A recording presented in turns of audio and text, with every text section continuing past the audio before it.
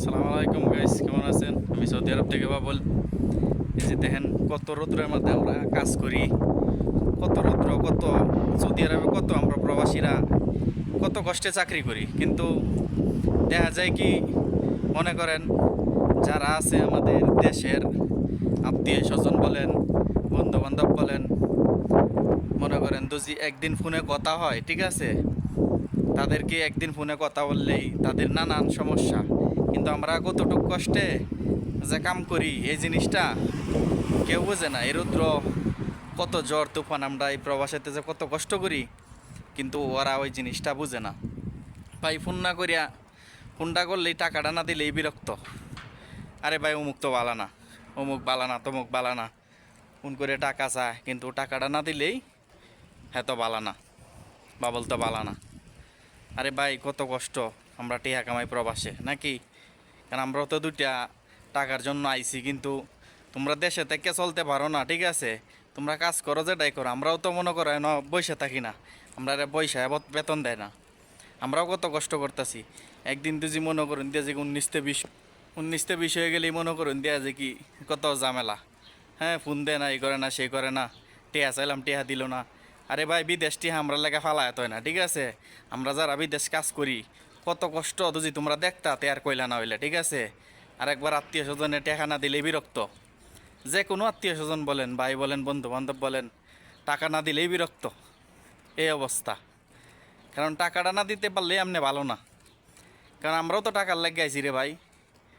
যে কেউ ফোন দেয়, আত্মীয় স্বজন বলেন, যে কোনো বন্ধু বান্ধবের সাথে কথা বলে, ফোনে কথা বললেই 2 দিন 3 দিন কথা বললাম, ভাই 20,000 টাকা দেও, 30,000 টাকা দেও। আরে ভাই 20,000 30,000 টাকা, আমরা মাসে এই কামাই কত 30-40,000 টাকা যদি কামাই, তোমার 20,000 টাকা দিয়ালে আমরাও তো ফ্যামিলিতে দরকার আছে।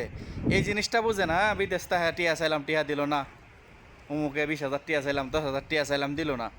আরে কিভাবে দিব, একটা লোকের কাছে টাকা তোমারে থাকলে তো টাকা দিবে নাকি, কিন্তু ও বেটা কত টাকা কামায় বিদেশ থেকে, এই জিনিসটা একবার বুঝে না।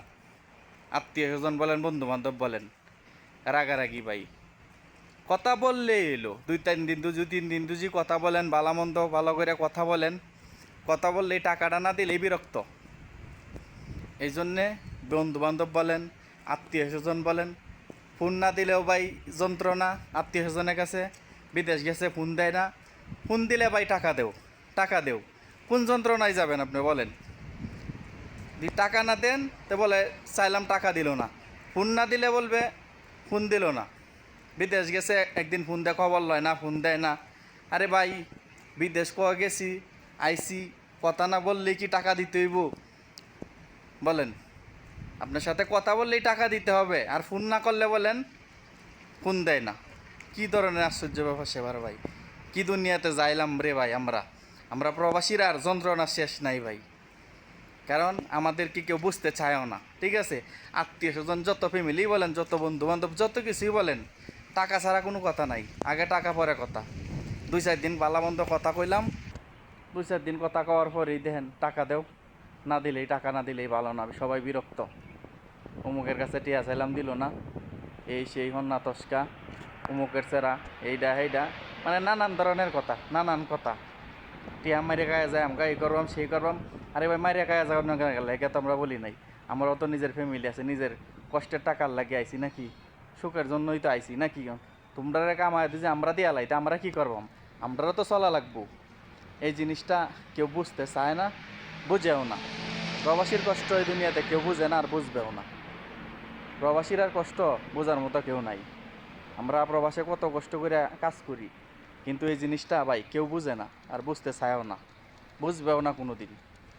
প্রবাসেতে কত যে কষ্ট, আমরা কত কষ্ট করে কাজ করি, এই জিনিসটা কেউ বুঝে না আর বুঝতে চাইবেও না কোনো সময়। কিন্তু মানুষ চিনে, তা ফোন না দিলে বিরক্ত, না দিলেও বিরক্ত, ফোন দিলেও বিরক্ত, আবার টাকা না দিলেও বিরক্ত। কোন পথে যাবেন আপনি? আমরা প্রবাসীরা চতুর্দিক দিয়ে বিপদ, চতুর্দিক দিয়ে ঝামেলা, ঝামেলার শেষ নেই আমাদের। তো সবাই ভালো থাকবেন, ভিডিওটা যারা দেখবেন অবশ্যই চ্যানেলটা সাবস্ক্রাইব করে দিবেন, এটা লাইক করে দিবেন, সবার কাছে পৌঁছিয়ে দিবেন। তো ভালো থাকবেন, আসসালামু আলাইকুম।